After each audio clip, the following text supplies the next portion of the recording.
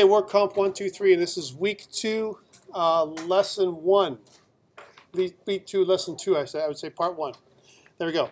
And we're going to do a quick online poll to see if you guys know some of the stuff. I asked you guys to read ahead to do chapter 8 of the book, right, which is the Pharaoh book. For you guys who don't know what we're using this book still, right? Everyone's got this book? It's the Joyce Farrell Visual Studio C# 2012 book. If you got it, we're doing chapter 8 today. I'm going to follow the book pretty precisely. And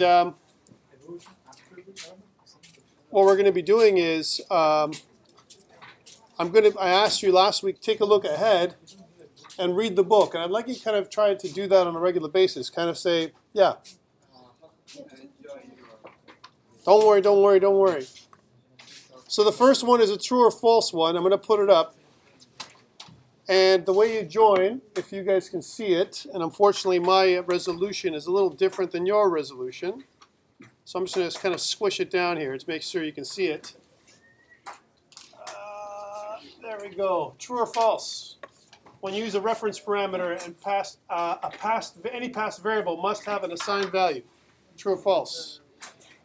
As you guys are coming in, I'll wait for that to start. And to join this, just like last week, you text learn to 37607. Oh, cool.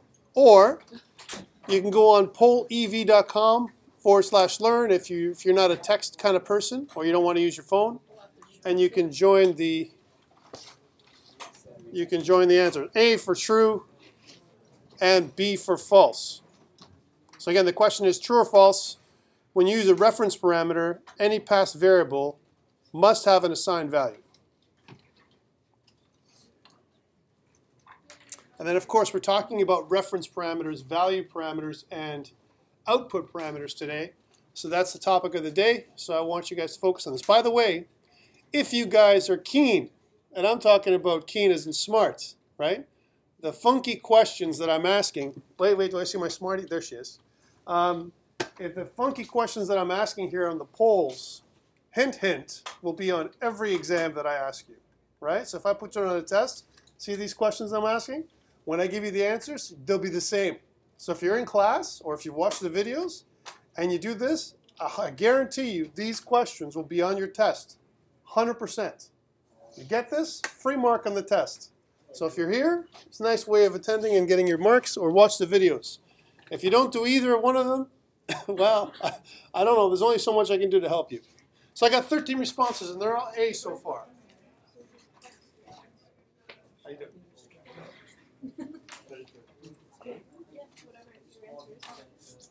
Come on. You guys are coming. You guys are coming. 14. It's accountant. I know it's kind of hard to see. Unfortunately, your screen is just does not give me the capabilities that I want. But hey,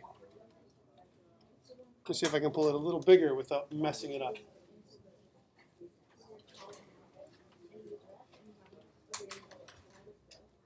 Eventually, we'll fix this. 20. So I guess you guys are pretty much agreed. Half the class says it's 20. 21. There we go. We're past the halfway point. You think it's true. You think that it's true for when you use a reference parameter, any past variable must have an assigned value. Anyone else not done yet? Who hasn't submitted their answer, please? Am I keeping track? Ask yourself that question. I can. I know your IP, and I know who's texting me, right? But, some pick one. That's okay. It's okay to make mistakes here. It's okay to make it's a safe environment. Go ahead. Make your guess. Anyone not done? So I'm going to move on to the next one before we start the real stuff. Okay, so everyone looks like we're going to stop this poll. The answer is true. Could you guess that one? Yeah. True.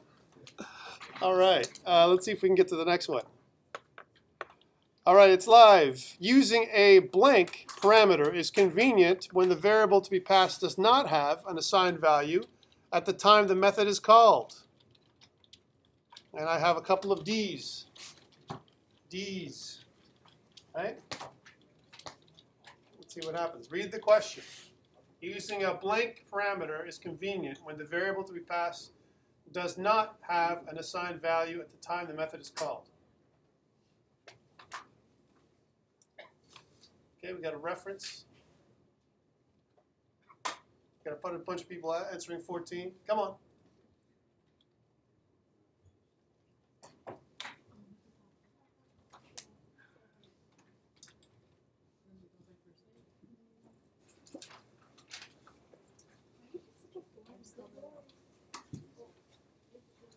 This is even an open book. Come on, guys.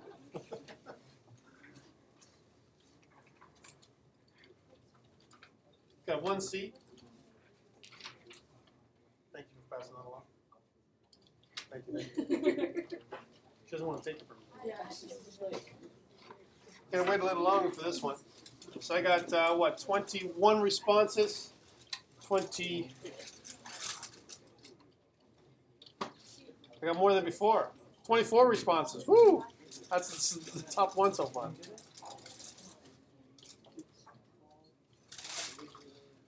Who hasn't responded yet? Who hasn't responded yet? Okay, we're moving on. We're moving on. And the answer, of course, is D, as many of you guessed. D for this one.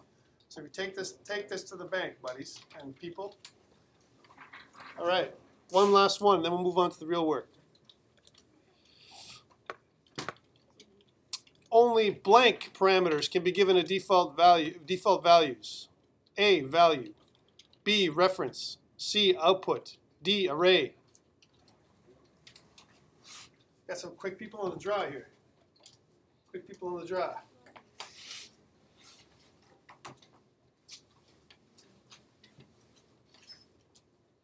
Only blank parameters can be given a default values.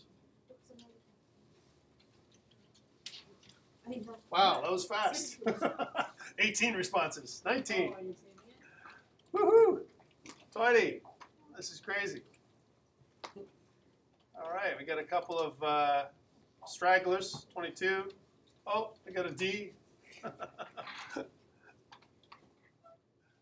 right, it's about 24. I think this is good, and I think you know the answer. The answer is A, value. So kind of an intro into what we're doing here, right? We're talking about Chapter 8. And if you looked at Chapter 8, and if you're smart enough, and by the way, I've got the question and response on the side there. Someone's locked out. No problem. She's in. So again, the 3 questions, just to recap, for those people who didn't capture the results. So you can use it in your next test. True or false, when you use a reference parameter, any passed variable must have an assigned value, right? These are rules for C#, right? And using a parameter, is a blank parameter, whatever, an output parameter, is convenient when the variable to be passed does not have an assigned value at the time the method is called. And that's output, right? And the third one, of course, is only blank value parameters can be given default values. So these are the kind of a preview of what we're doing. And again, this is COMP123, and we're talking about C#. And I'm working in a virtual machine environment on this side over here. And we're going to be talking about kind of enhanced or advanced stuff in terms of methods.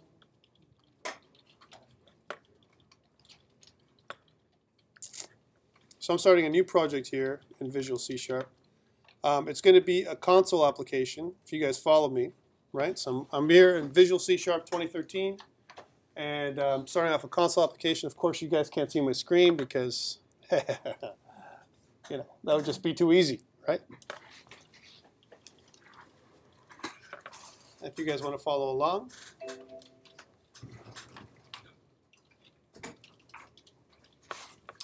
My console application I'm going to be working on is the same one that we're going to be using throughout the lesson. So when you follow along, right, I'm going to put one together and I'm going to call it, of course, COMP123 Lesson 2. Now we have this course together as well tomorrow morning at our bright and early time, I believe at 8 o'clock, 8:30. I think we should meet at 7:30. What do you think? 7:30? 7? No?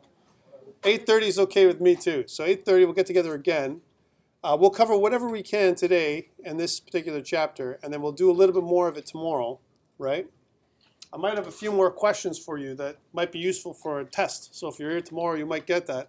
And who knows, there might be even a short something that you can get in terms of marks. But for now, I'm going to be creating this project, and I invite you to do the same with Visual Studio 2013 in front of you.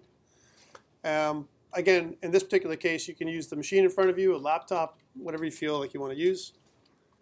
And we're creating a console application. One thing I will be doing is sharing my stuff on GitHub, right? So I'm going to create a Git repository for this one. You don't have to.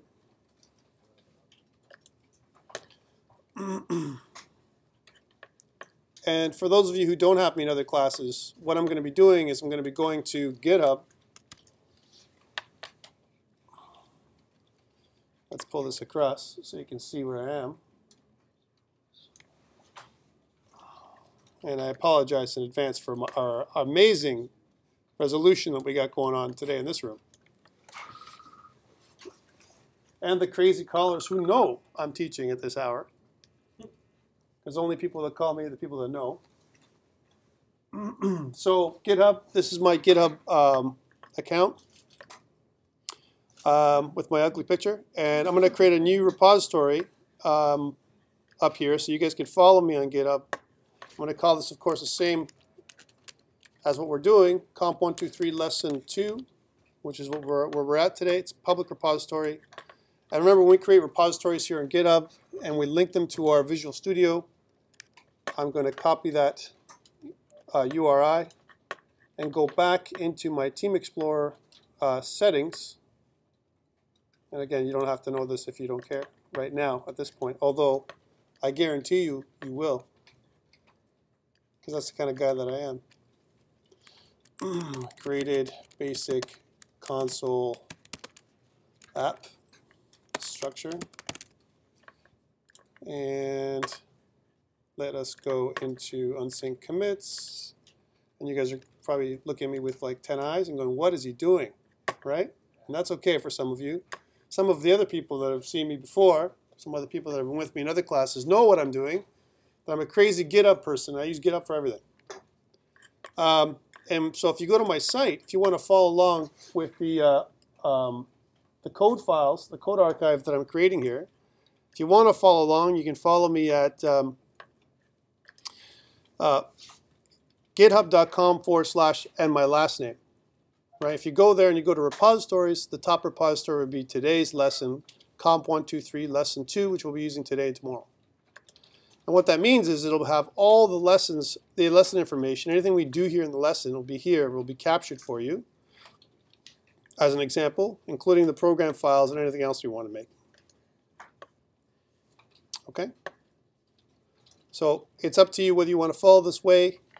Today, after the day, if you leave and you're like, what is he doing? Where are his examples files? There they are. They're right here on GitHub. Okay, so you can always follow me on GitHub. Okay, I'll leave this alone. This is just simply for us to do. So we get a couple of things going on here with our Visual Studio. And of course, you can't see Visual Studio because of our lovely resolution issue. Maybe a little bit more.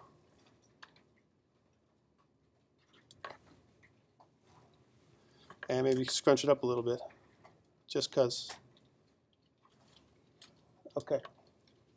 Now mine might look a little different than you. We didn't have this problem last week, but if you notice, I've got this big bar over here that I can scan through my code really quickly, and that's how you're going to be seeing me. The way to do that, of course, in Visual Studio 2013, if you right-click and you go to scroll bar options, right? If that's what you're using, you'll see that you can kind of use map mode for vertical scroll bar. You can set that up for all languages or for the language we're using, which is C#. Right? Scroll bars. If you notice, I use map mode for vertical scroll bar, and I'm using medium for my tooltip size. Do you have that option? right? You can turn it on or off. All this does, when you have a lot of code to scroll through, right? I can see it here in the sidebar, in my scroll bar, as I scroll, as opposed to just here. So if I want to quickly go to a part of my code, I can kind of skip through, and the lineup here tells me where I'm looking. Okay? Just the way that I work. So hint, hint for you guys, for the people that do not have GitHub accounts, right? And if you want to fork over the stuff that I'm doing, right, you can sign up to GitHub free. It's not part of our lesson plan for today, but we are going to get to it eventually. It's not a priority like it is for other classes that I'm doing, right? But for people who don't have a GitHub account, you can go to GitHub, you can sign up for a free account, and you can keep some of your repositories there while we're learning. Okay, back to this. I'm going to be keeping, just from a site structure perspective, we're working with Lesson 8.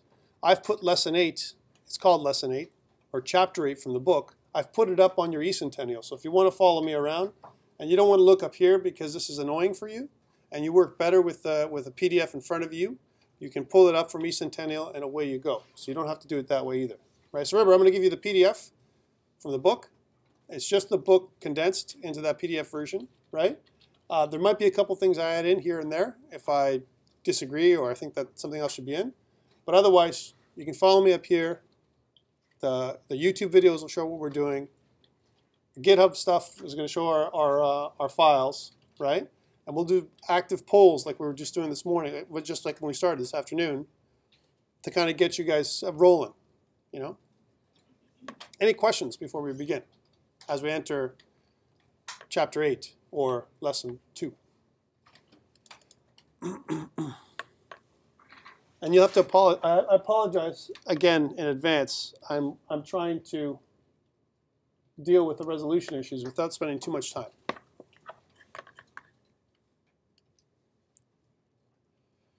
Okay, so again, we're talking about advanced method concepts here. And the things we were talking about, just from an objectives perspective, is what's the difference between a ref parameter, reference, out parameter, output, and regular value parameters? And what about parameter arrays? What the hell are those things anyway, right? And by the way, they exist in multiple languages, parameter arrays. It's not just in C#, right? It's in other languages. How does it work here? What's the syntax look like in C#? We're also going to be talking about how do we overload methods, right? Because we're going to talk about method signatures today and how that works out, and how to avoid ambiguous methods, because this is bad stuff. Ambiguous methods are bad, and how we use optional parameters. Optional parameters is something new that's kind of been brought into C# over the last several years, and how that can help us out. So again, a mandatory parameter, what are they? What is it? I'm not going to read the whole thing, but basically it's an argument which is required in every method call, mandatory parameter, right? And then there's these different types of methods or parameters, value, reference, output, and we discuss what they are, and a parameter array, which is we use the params modifier, and you see that here. If I go back to Visual Studio, it's right here, right? This args idea here, right, is example of how this string is accepting a group of arguments, and in fact, in some ways, it's like a parameter array, as you'll see, right? Now this is in the main function, right? It's in the main function, so it's a little different. But as we go forward, you'll see the examples of how it works. That the param argument accepts multiple arguments or multiple parameters.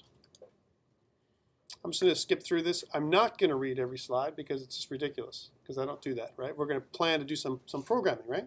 So let's take a look at this example. And I know it's kind of fuzzy for some of you in the back. Again, you can pull it up in eCentennial if you can't see up here, so you have to follow along, right? What we're looking at is there's a couple things here. We're using the using keyword. Remember what that was again from last week. Why do we use the using keyword? What does it do? Smarty.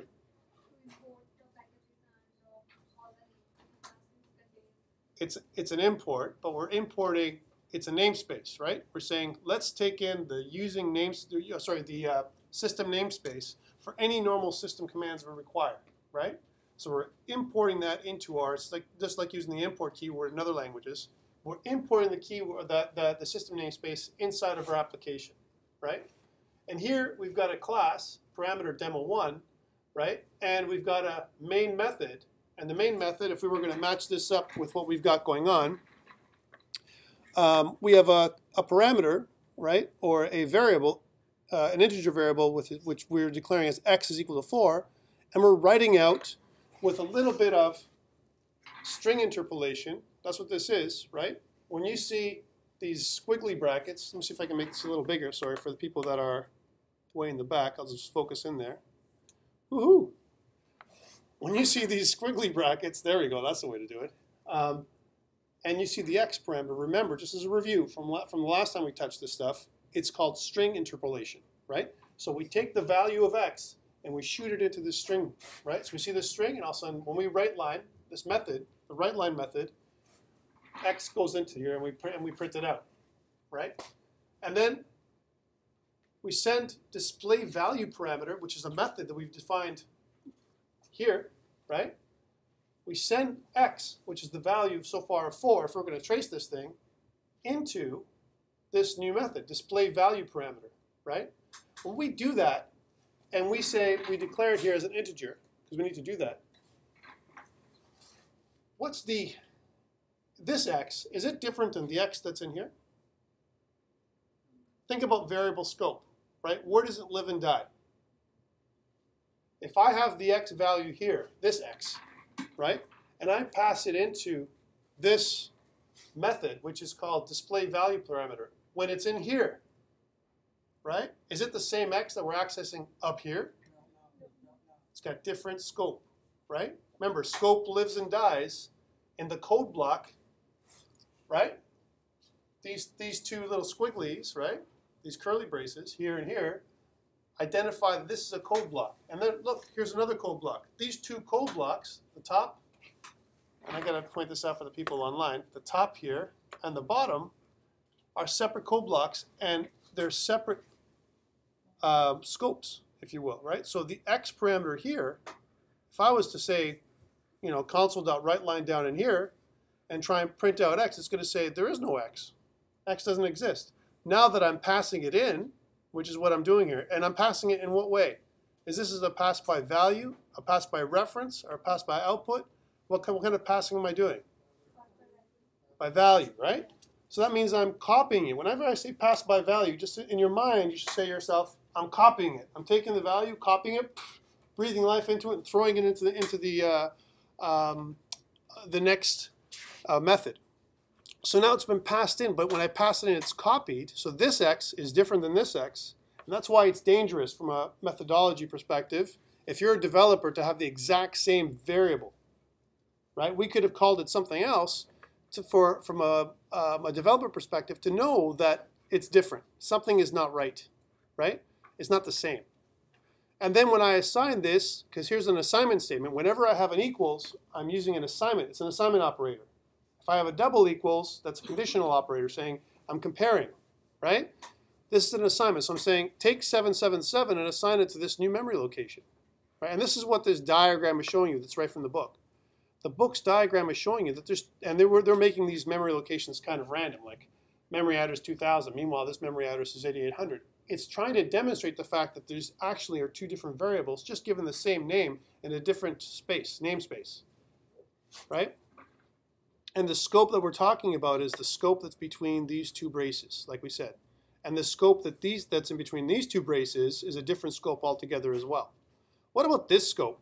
If I put a variable over here outside of the class parameter demo1, which is still a class, what's the scope of that variable? Just to recount or revisit that. Anybody? It's available everywhere, right? Because it's inside whatever inside my parentheses here, my curly braces, right?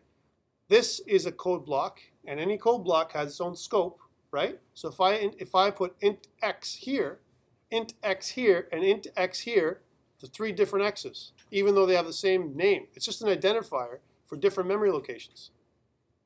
Let's try that out. So when I say try it out, let's go back to Visual Studio, because that's the kind of guy that I am.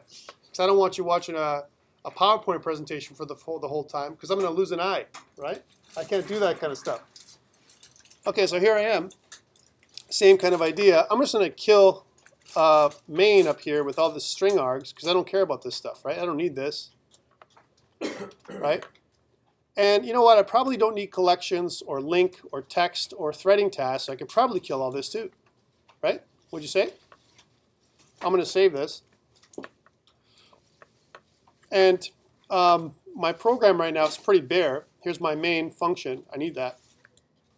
And I'm going to declare int x, right? And I'm going to give it a value, like we said before, but this time I'll give it a value of 10. And if you notice, Visual Studio 2013 is saying, Tom, something's wrong. There's a squiggly under the X. It's just a warning that says, that's cool, you've assigned a value, but you've never used it, right? Just to recant what that does, right? Int X. What about if I put an int, can I even do it? Can I put an int up here? Yes. Int X is equal to 30, right? Well, hold on. I got an int X up here. I'm declaring it up here. I'm declaring it over here, right? And let's make a new method.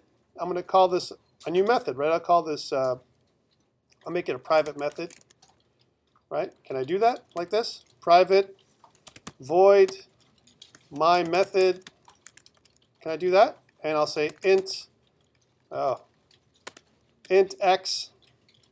I'm waiting for some kind of input. Can I do that?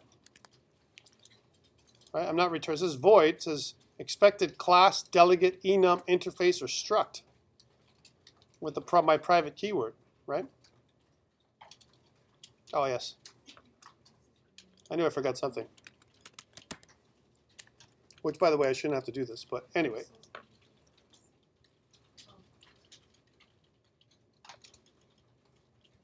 Void, void, void. Am I spelling it correctly? And it's giving me an error? Sure. I don't know why it's giving me that error, but that's okay. Probably because we're not using it yet. And if you notice, if I put my method is the name of the method, right? If you notice, private static void, and I don't have anything inside of there right now, I'm going to do the same thing, private static void. And if I have a problem, what's my issue? What should I be doing here?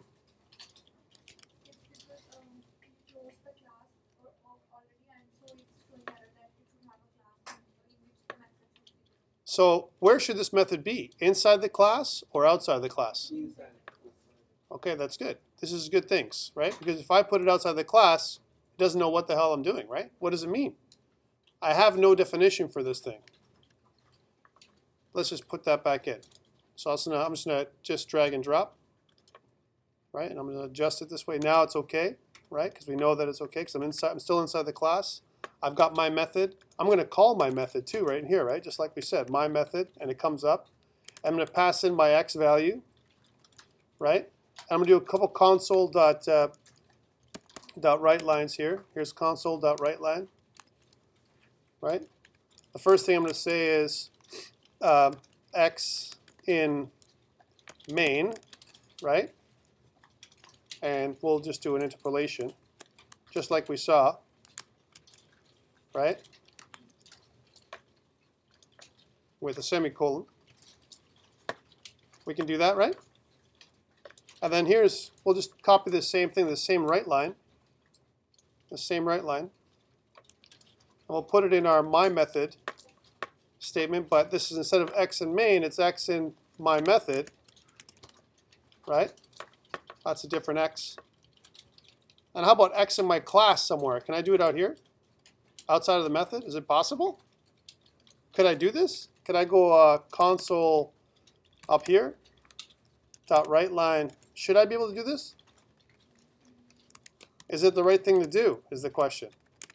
And how come it's not giving me code hinting anyway?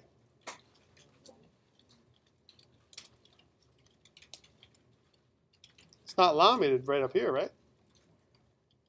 How do I even access this X? What do I need to put?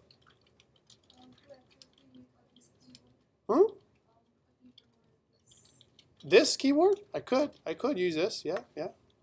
So this dot x So it's the same thing. If I go Control V and I say X in the class, right? Then I'm talking about this dot X, right? But somehow it's not working out. It's saying, hey, I don't understand. This is not a valid static property. How come? Tell me what to do. I don't know. Let's leave it out for now. I like your thinking, right? But for now, let's leave it out. Let's do this. Let's leave this X is equal to 30 up here and find out what's going on when I show this class. Now, I need one more thing in the class because I'm doing this my method. I'm calling my method. And I don't want the console to open and close, right? So what am I going to do? What am I going to do to the console? What do I need to do? I need to do a read key, right? How do I do that? Is it a console command?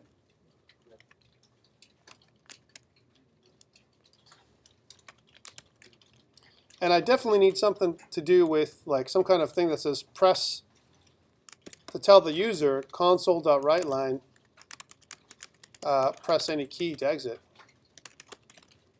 which is what we did last time. Sorry for skipping around like this, but I don't have a lot of space because of my issue with resolution.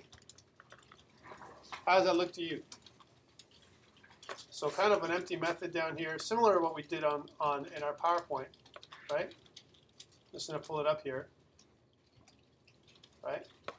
Let's see, should this work? I got the string interpolation. I've got different references, and if I click Start, then theoretically it should come up. Oops, it should come up with X in main is 10, X in my method is 10. Okay, so nothing happened there in terms of which is what we expected, right? If I know when I run this that this X, when I want to access this X up here, which is the class X, the X in the class, right? What do I need to do?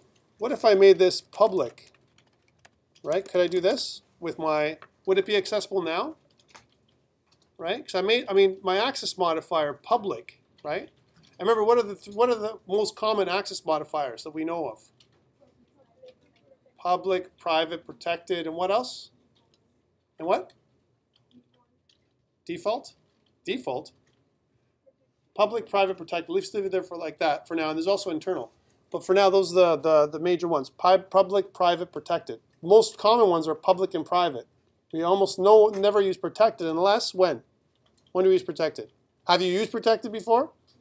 Right, not right now, not so far, right? So let's leave those out, just public and private for now. Let's focus on those two access modifiers. And what do they mean? What does public mean? Okay, Smarty, hold on. Let's listen for someone else. So the value of that particular property can be accessed outside of the class, right? Private is only accessible where? Within the class, right? Okay. So theoretically, if I make this public, and then I want to access it, and if I use the this keyword, right? How come it's still giving me an error? How come I say I want to assign X, a different value? How does it work? How does this keyword work? Does anyone remember? Have you guys even learned it?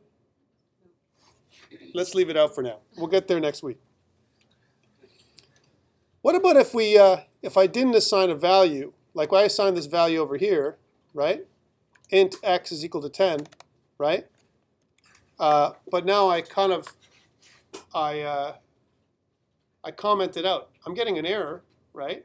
How come it's not picking up this one? Well, for the same reason, right? It's not picking up this X, which is, by the way, unused, because this X is only defined within this scope, and I have to specify that I want to use the one that's up here in the class.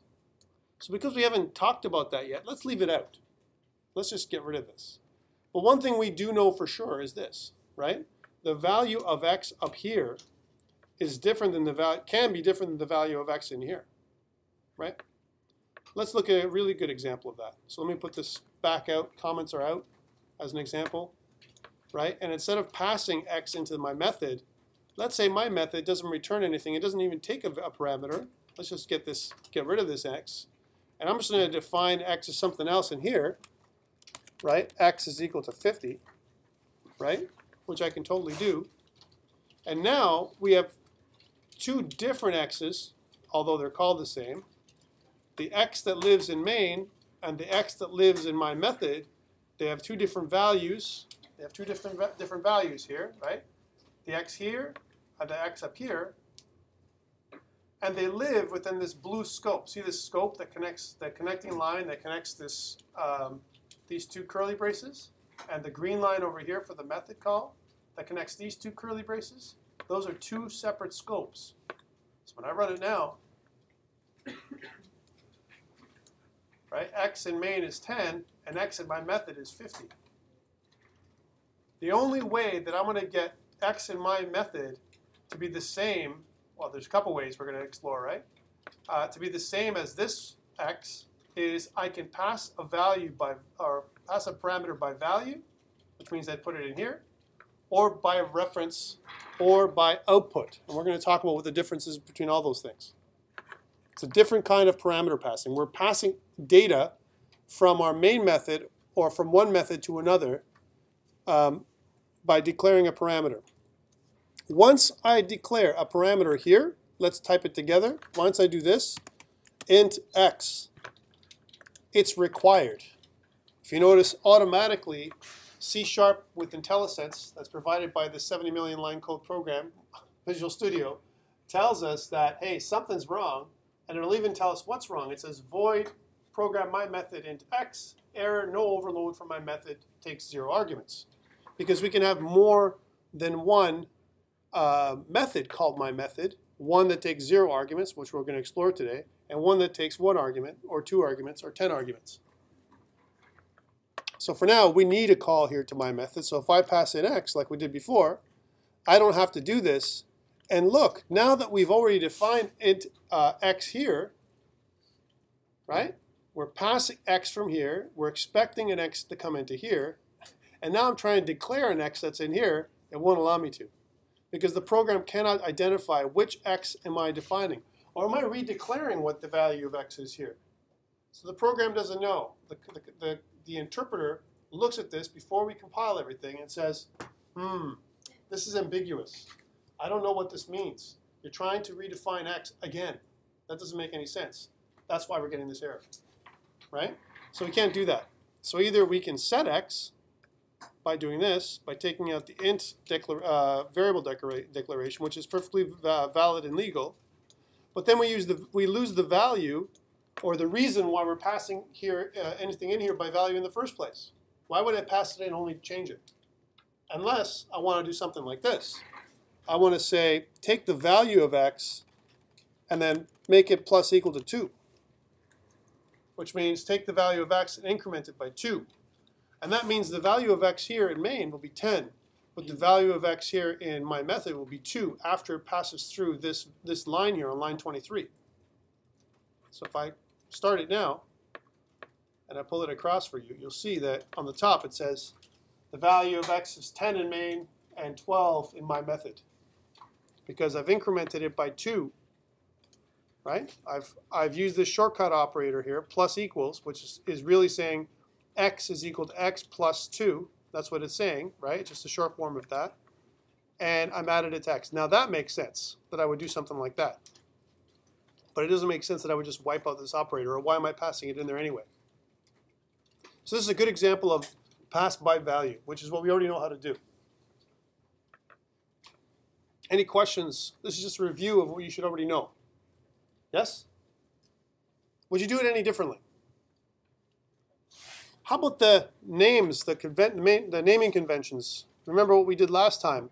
Is x a really good name for any variable anyway?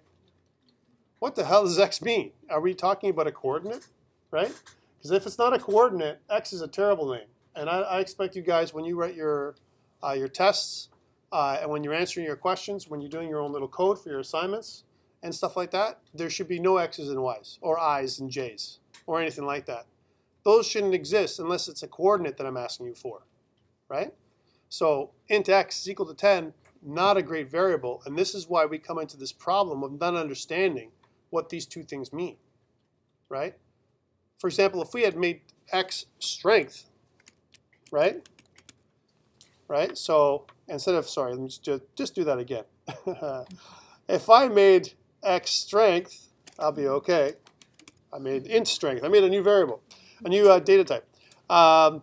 Int strength as an example, and of course I would have to do it here again. And this is one way I could do it. I'm just going to kind of go back and do that again, right? So here I am. I want to refactor this.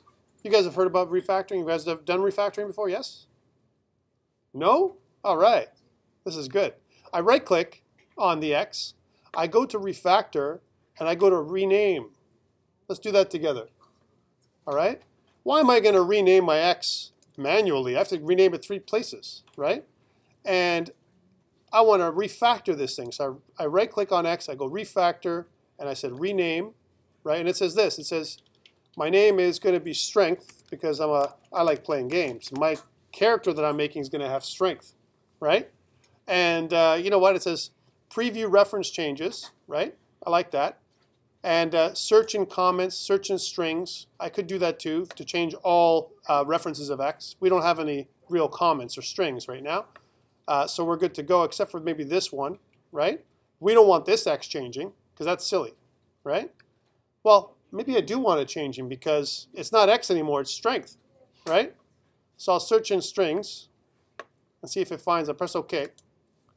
And it finds a couple places. It says, here's the preview changes that it's going to make. And I see automatically that my X, because X in my string is a capital X, and X everywhere else is a lowercase x, it didn't capture this. It won't capture this thing, right? And if in my method call, it's not touched, right? It's not touched here, but it's touched up here. Here's where it's touched, right? So this is a preview. It gives you a preview of what's going to change with my refactoring as opposed to renaming by hand, right? I press OK or apply. And bam, all those places are changed. I probably wanted to change this one too, and that's probably the only one I need to change by hand. So I'll put strength in here, right? And now I've got something else going on, right? My method, right? If I want to change what my method is, how about if I do that too? Can I do that? So I'm going to right-click here. I'm going to right-click on refactor. I'm going to go to rename, right? And instead of my method, I'm going to call it my ability. I don't care about searching strings in this case, and I'm going to press OK. It shows me a preview of what's going to change. Should change in a couple places, right? I'm going to press apply, and those two things change. So now my method changes to my ability. Here's strength. Here's my strength. Here's my ability, right? And it doesn't change here because I didn't check inside the string, which I probably should have. But I can always do a Control-C, Control-V here, right? Here, now I have a value of an integer of x coming in, but really what I'm saying is this should be probably called ability, right? Because I don't know what it is. I don't know if it's strength. Maybe if I'm doing this whole character idea, I'm building a player instead of me doing some kind of x and y, right? I'm going to go with that right now. Hey, I'm going to fly with that one, right? Then it should be ability. And so I should do a refactor here too. I'm going to right-click, and I'm going to go to refactor, and I'm going to go to rename, and I'm going to call this ability. And you know what? This time I am going to search strings. Maybe that'll help me. Probably not. All right. I'm going to apply. So it's changed it everywhere except for it here. Ability. Right? So I've got strength. Let's add a couple new ones, right? I got strength. We'll say, I don't know, stamina. Make it up. Speed, I'll make speed too. Strength, speed is not going to be so good though. Speed is only going to be 5 for my character, right? And you know what? I'm going to make toughness. There we go. Toughness. I'm making a new ability score. It's going to be 12 because he's tough, right? It's not too swift though. And maybe how about IQ or intelligence, right? That's going to be equal to like 2, right? Because come on, he's a brute. I've got the brute template going on, right? This guy's the Hulk, right? Oh wait, he's not strong enough to be the Hulk. I got to make his strength like 50, right? Or 150, right? Plus 2, by the way, because I'm going into this my ability. And you know what? My ability, now that I'm thinking about what it does, I'm playing around with you guys, by the way. The reason why I'm playing around is because I want you to get used to using this interface again, wake up a little bit from what you, from the sleep you took over Christmas, right? And my ability is cool, but that's not really what this thing is doing. My ability for this method, what I really want it to do, I'm going to do some comments. Method to increase an ability by 2, right? So really what I want to say is, instead of my ability, that's wrong too. I should probably rename that thing increase ability, right? So I'm going to refactor that one because I've changed my mind. And I'll call this increase ability, right? And press OK. I'm playing with you guys. You know that, right? Okay, and now I've got something that's a little bit more reasonable, right? In terms of a method that actually does something that makes sense, right? I know you guys can't see it all. And I got a bunch of unused abilities here. I got stamina, speed, toughness, intelligence. We're going to get back to this in a bit, right? Oh, hey, I made a bunch of changes. You're going to have to bear with me here because you know what? Now that I made a bunch of changes and you want to follow along, I better make a commit. Added abilities, ability scores, and renamed, refactored method. Now I'm going to make commits. I'm going to go to home. I know you guys are going to be bugging out saying, what the hell is he doing? Some of these here, right?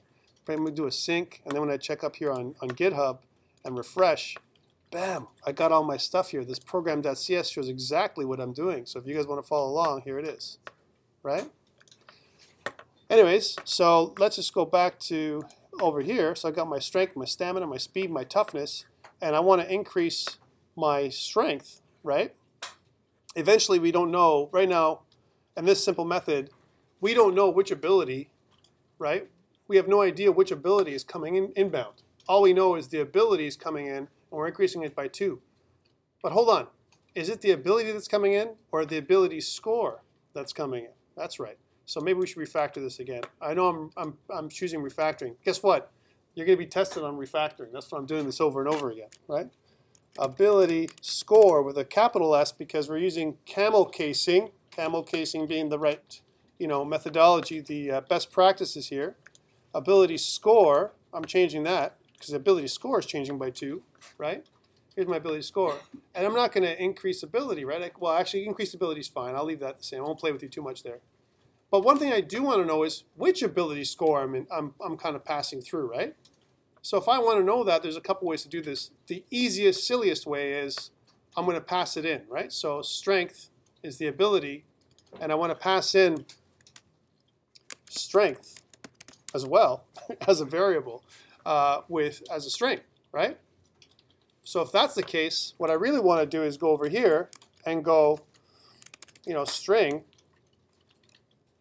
right? Ability name. Or something like that, right? Wouldn't that be right?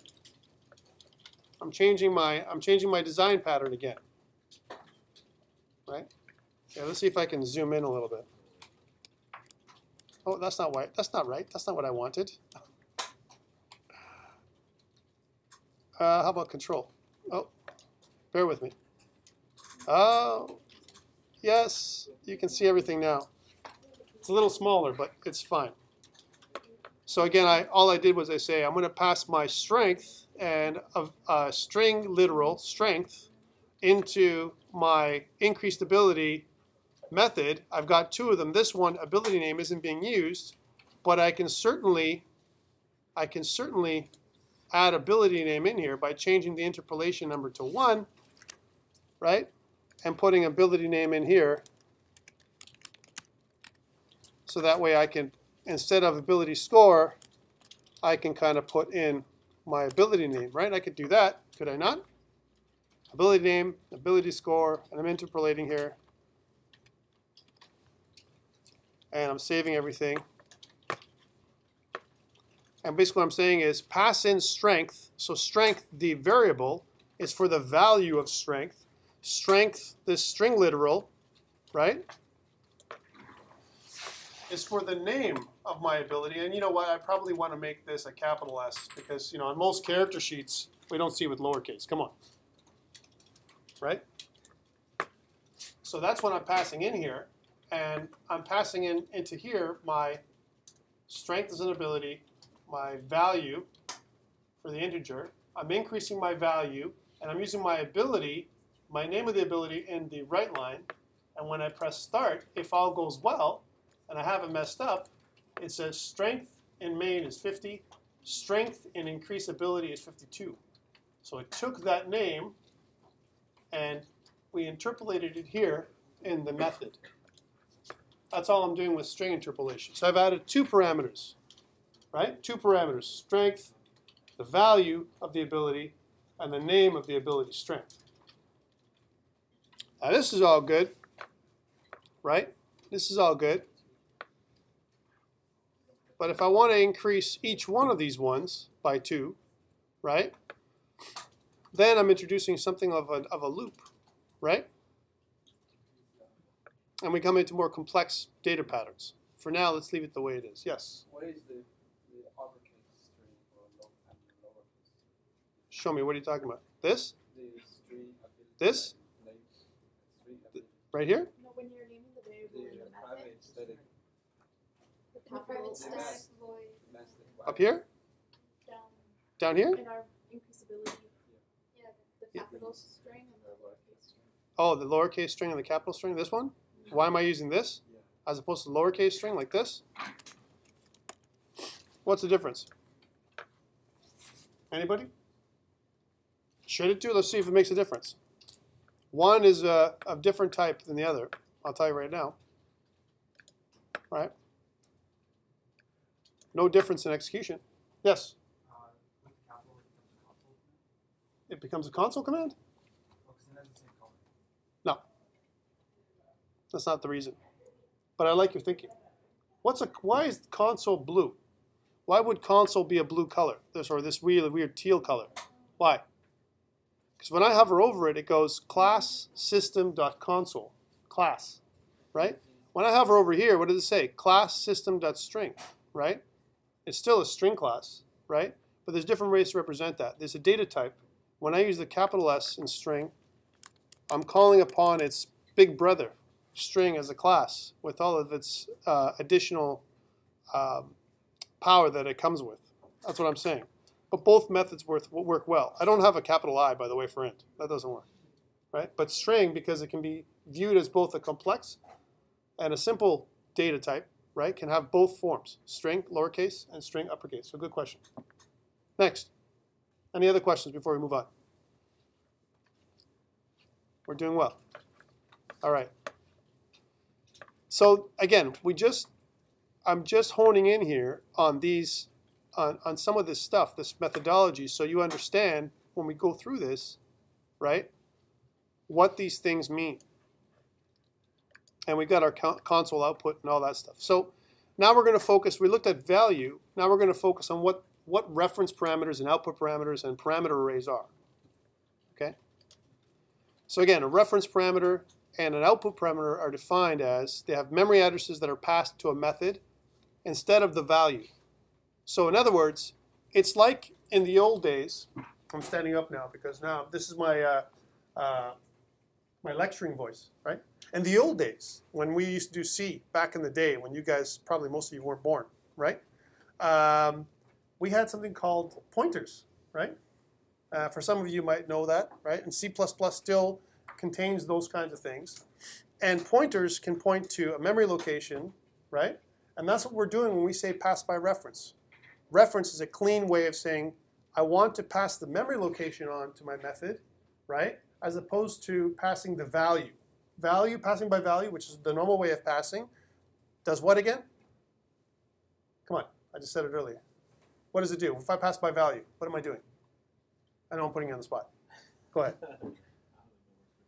No, you're the best person to ask. Come on. It passes it, I make a copy, right? So when I say, whenever you hear pass by value, it means make a copy of this variable and throw it into my method. Like just, it's in the method call, right? And then from that, I take it, and I'm able to use that value. When it leaves the method, the only way it can leave that method is through a return, right? It can't leave any other way.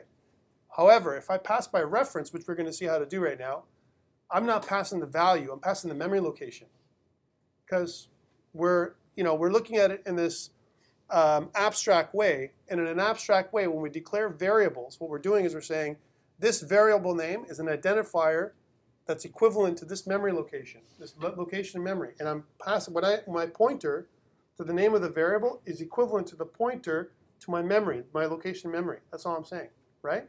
Well, I'm saying don't pass the name of the value anymore, or the value. I don't care about the value. I care about the memory location and access the variable at this memory location. So it's the same thing. Now, this is bad practice. So what I'm showing you today all day, I want you to forget after next week. Seriously. Because you know what? Passing by reference is bad, right? We don't do that kind of thing in objective object-oriented programming. We just don't. It's silly. We want to pass by value all the time. Why? We protect our values. If I pass by reference, I've let go of my control. That control is gone. Now you can access that memory location wherever it is. So I can make a change over here, and all of a sudden that same change is going to be reflected over here. In the old days, before we had object-oriented programming, it was one of the only ways to pass multiple values, right? So instead of, I can call a method by reference, and I can adjust multiple values, strength, stamina, speed, all that stuff in one method call. And the only way it returns, and it doesn't return through an array or something like that, it returns, when I make changes over here, that these things are all affected, which makes no sense. It's not right, it's not protected. So it goes outside of our object-oriented methodology. That's why I'm saying we're going to talk about it today so you know what it is. So you see it. If you ever see it in code, you can identify it, but I don't recommend you ever use it. Okay? Make sense? Except for maybe the out. Maybe. Once in a while. Okay, so again, reference parameter, it needs to contain a value before calling the method, right? Output parameter, you don't need to contain a value. Okay. A reference and output parameters, they're aliases for the same memory location, just like I was just saying. And this is what it really looks like. So if I zoom in here to this one, and this is the difference. I use the ref keyword. I need to use that special keyword reserved for C#, right? I do the same thing here in the method, right? So here's my method definition, right? Here in the method signature, let's say that again. In the method signature, you're going to hear that over and over again from me today, right? This method signature has one parameter that we have identified as a reference type parameter, right? It's a reference integer, right? A reference integer is a alias for the same memory location. And they've defined that in the book. They said memory location 2000 here, same thing as over here, it's 2000, right? And when we define it over here, here's int x. This is cool, but I'm saying, hey, get me that memory location for x and throw it into display reference parameter. Okay, cool. That's very, very good. And here, it doesn't matter what I put in here, right? The number is number, right? I have two numbers. I have this number here that's incoming into the method, right? I'm reassigning it 888, and I'm outputting it. The original number was 4, and it changed to 888 here. And guess what? Because I'm passing it by reference and I have no control, that's why I recommend you don't do this, it also changes up here without a return. So you don't have to do a return statement at all. Still changes it outside the method, which goes against the whole reason for being, right? But we have this ability to do this, so that's why we're covering it. Let's try it. So here we are back in Visual Studio 2013, and I'm going to pass this by reference. So I'm going to do this, ref strength here, and when I declare this as ref strength here, I got to do the same thing in here, right? Ref strength. And I go ability score plus equals to 2, right? And now what I'm going to do, I'm going to take this little strength here. So strength in main is whatever the value was before, right? I'm here in main. I'm going to do my increased ability score. And I'm going to go back and do this again. Let's go strength in main before and after.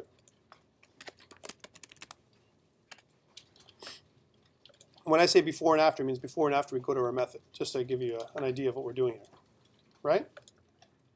So I'm doing two consoles. The first console is testing to see what the value is of strength before and the value of strength after. If we weren't passing it by reference, it would be the same. It would be 50, right? Because we're passing it by reference, now it's going to be 52. That's the expected result. Let's test it. And here it is. So again, strength in main before is 50. We do something to it, we increase the ability by 2, it goes to 52. We go back to main, it's still 52. Why? Pass by reference. We're passing an alias to the same memory location. Bad. Very bad. Messes you up. Gives you wrong results when you program. Don't want to do this, right? But we're showing you how, just in case. And sometimes, you know what? I have to take this back a little bit. Sometimes we have to do something that's very complex. And as a workaround, we can't figure out the way to do it. So we do messed up things like this, right? It's a workaround. We put it in place and we say it's a patch. We passed it by reference and so it works. But this isn't the right way to do it. Okay, so that's the first way to do it. And if I was to, again, I increased the ability to score by 2, right? And that's why I was able to pass. And again, the key indicators here are I have to use the keyword ref when I'm calling or invoking the method. And here inside the method signature, I also have to specify that this ability score can be called by reference. Both the giver and the receiver, as an example, or the caller and the person that's being called, figure it that way, or the item that's being called, they both have to have that identifier in front of the data type. You all done? Holy. Yes. I haven't done it yet? Huh.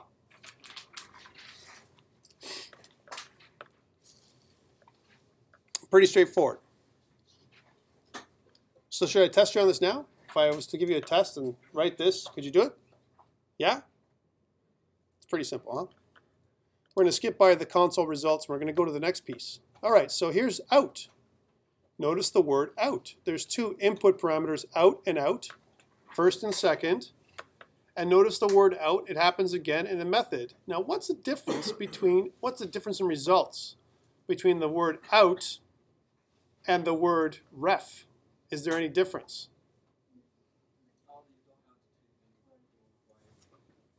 I don't have a value. Okay. In other words, like we said earlier in the quiz that I gave you guys, the 2-second idea, right?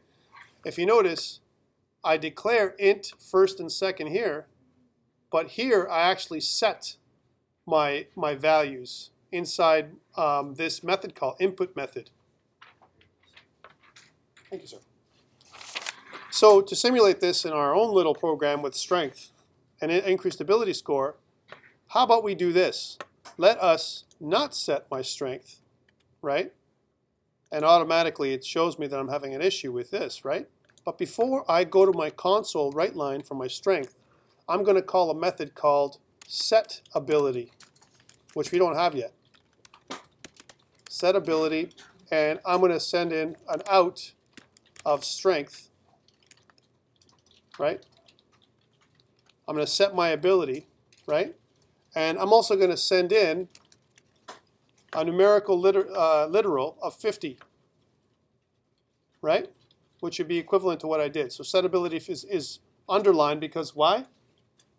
I don't have the method yet, right? There is no method like that. If I right click though, and I go refactor, and I go, can I do an extract method?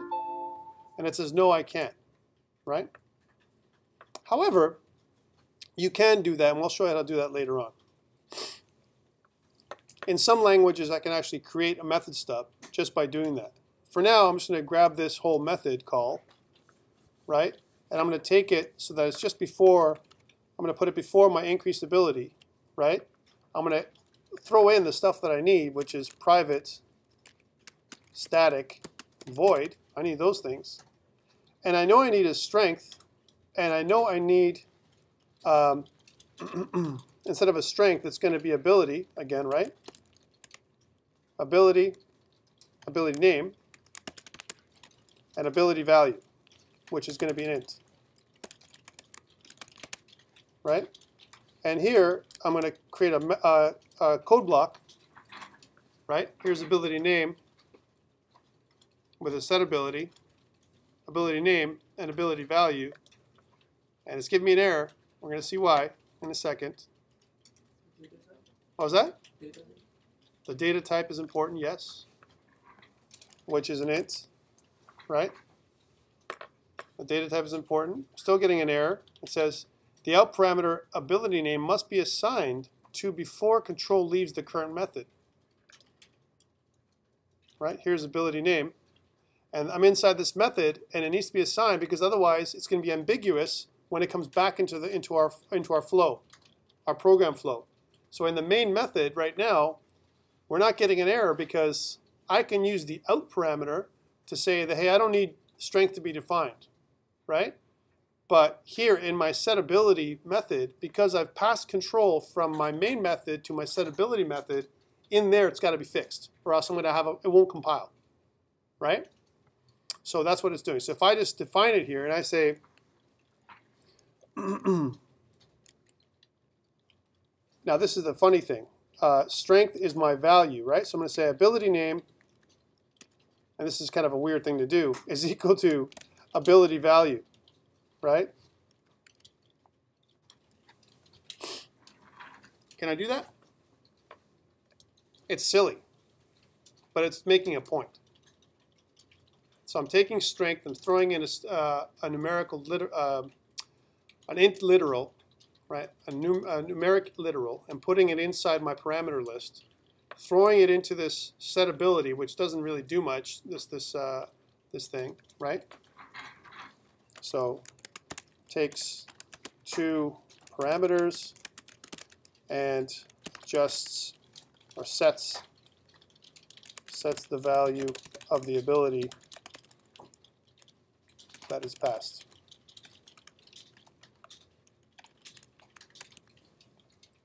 Wait, I made changes to my program.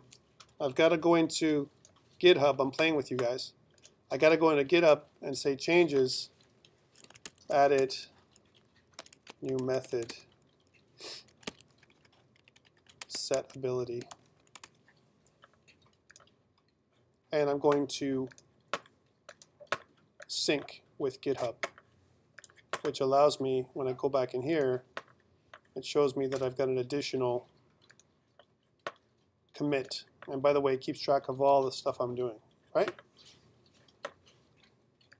Which means you guys can follow along later on if you want to. Okay, so what will this do? Well, this demonstrates what I've been trying to do the whole time, which is here I set my ability up here.